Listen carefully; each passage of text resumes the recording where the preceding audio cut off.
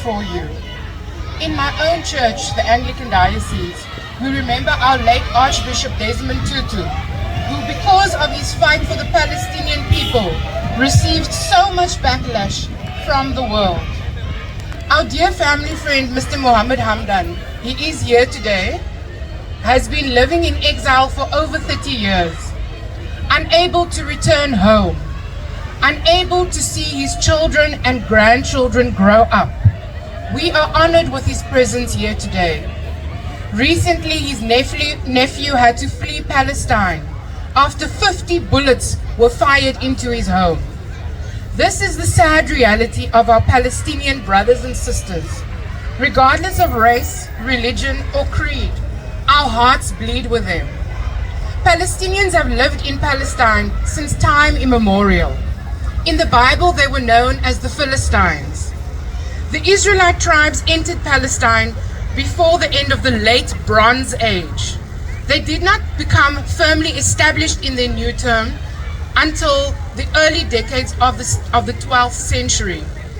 As this holy land was the birthplace of 3 religions and has a strategic location, it has been conquered by Greeks, Persians, Romans, Assyrians, Arabs, Babylonians, Ottomans, and the Crusaders.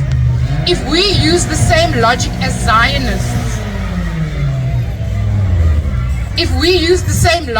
Zionists, then surely persons of these nations also have a birthright to Palestine. So the myth that Palestine is the historical home of the Israelites is dispelled by this. The Zionist cause of this genocide originated in the British colonization of the Middle East and Africa. After Jewish persecution and pogroms in Europe and the influx of Jews in Britain as a result thereof, Britain considered occupying Uganda for a temporary establishment of a Jewish homeland. Uganda, here in Africa. This was considered crucial for the British in the post-Boer war policies. Now please, would we have had this if it was in Uganda? Of course we would have had this fight. They would have taken over the land there. From the river to the sea is recognition that apartheid began in Israel in 1948 when Israel was created through the ethnic cleansing of Palestinians.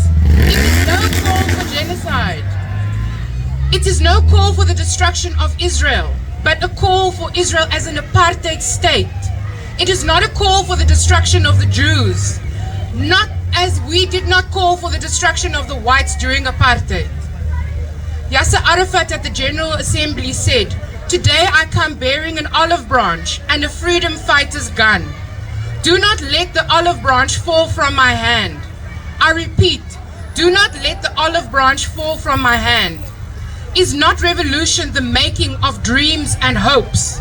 So let us work together that my dream may be fulfilled, that I may return to my people out of exile, there in Palestine, to live with this Jewish freedom fighter and his partners, to live with this Arab priest and his brothers, in one democratic state where Christian, Jew, and Muslim live in justice, equality, fraternity, and progress. Aman la. Can I please call on Mr. Muhammad? I'm not sure where he is here in the crowd, if he doesn't mind.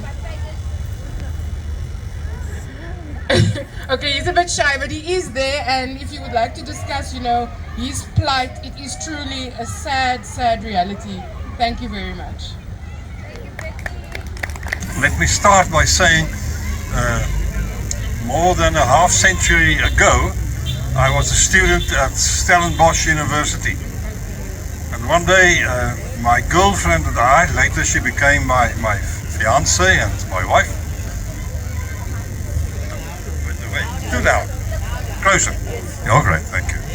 One day at Stellenbosch University, my girlfriend and I were walking along, and she asked me to just explain once more why I thought that apartheid was morally just and the correct ideology for South Africa. And I did my best to do precisely that, and she was satisfied to a certain degree. But then she said, "Johan, if what you say is true, it should not make any difference to me whether I am born with a white or a black skin. And she knows very well that that would not be true. She was very, very grateful for her white skin because it brought for her much, much more privilege than she would ever have as a brown or a black person. And when she said that, I started thinking about it. But it took me another few years to start fully realizing that apartheid can never be justified. I was a pastor in the Dutch Reformed Church, the big white one here in Courtney Street, for about 26 years. I stand here today as someone who is very, very grateful that the Dutch Reformed Church, at least in the Western Cape, the West Cape Synod, has made important strides in realizing that Zionism can never be morally justified. Now, when we talk about Zionism, I think we all understand it is a nationalist Jewish movement, a Jewish nationalist ideology. Christian Zionism is a theological underwriting of Jewish Zionism. Christian Zionism, which is very strong in many churches in the USA, perhaps a bit less so in South Africa, but it is alive and well here too. Christian Zionism gives the theological background, the theological justification for the nationalist movement. Christian Zionism reads the Bible in a specific way. It takes all the prophecies in the Old Testament and all the promises God gave to Abraham and to his children, and then it draws a line to Israel of today. And it is as if nothing has happened between the birth of Jesus Christ and today. Christian Zionism understands the state of Israel, political Israel, as the old Israel of God, the only people of God, the chosen of God, and all the rest are second-hand people, people who are not so important. And Palestinians are way down on the lowest rung of the ladder.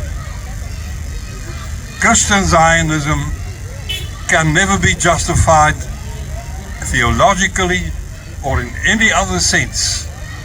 I have come to see Christian Zionism as a blight upon Christianity.